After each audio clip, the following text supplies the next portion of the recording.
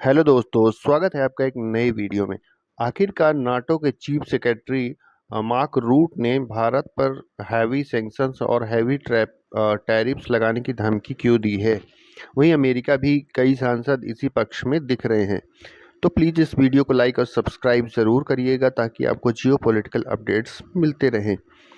NATO के chief secretary ने हालिया बयान में सबको चौंका दिया। उन्होंने उसी तर्ज पर बयान दिया जिस तर्ज पर यूरोप के और इवन कि अमेरिकी संसद के कई सांसद मांग लगातार कर रहे हैं कि भारत, ब्राज़ील और स्पेशली भारत को ऐसी छूट क्यों दी जा रही है। भारत लगातार रसिया से व्यापार कर रहा है और भारत और चाइना मिलकर रसियन ऑयल का लगभग 80% ऑयल खरीद रहे हैं। Look at this, NATO chief secretary Mark Rutte has warned Brazil, China और India saying that could face heavy sanctions.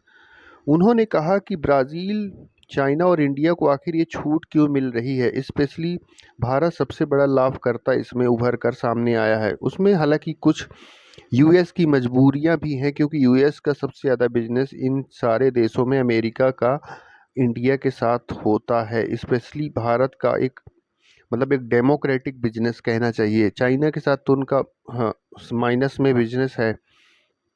But अगर हम बात करें, यूएस संसद के कई सांसदों ने ये कहा कि 500% तक टैरिफ भारत जो भी व्यापार करे उनके साथ लगाना चाहिए। रूस और यूक्रेन युद्ध के बाद वैसे भी वेस्ट काफ़ी भड़का हुआ है, क्योंकि वही ऑयल हम रशिया से लेते हैं और उसी को रिफाइन करके वापस से यूरोप को ही बेच रहे हैं। इससे भारत को डबल मुनाफा हो रहा है, सस्ते दर पर तेल मिल रहा है।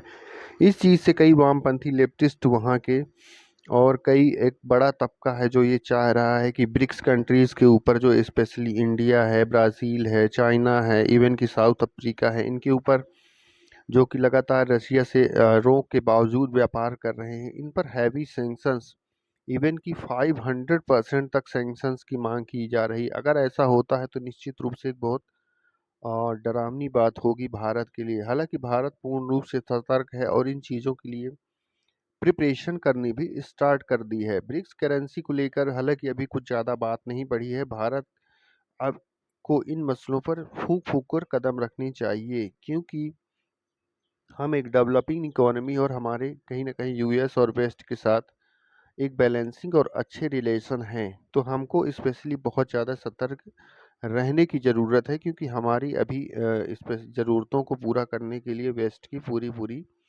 मदद हमको चाहिए। और हमें साथ साथ रसिया के साथ भी बैलेंसिंग चीज़ों को रखना पड़ेगा, क्योंकि डोनाल्ड ट्रंप जिस तरह से मूडी आदमी है वो कुछ भी कर सकते हैं इन फ्यूचर, क्योंकि उनके दिमाग में क्या चल रहा है कोई नहीं जानता। जय हिंद दोस्तों, प्लीज़ सब्सक्राइब।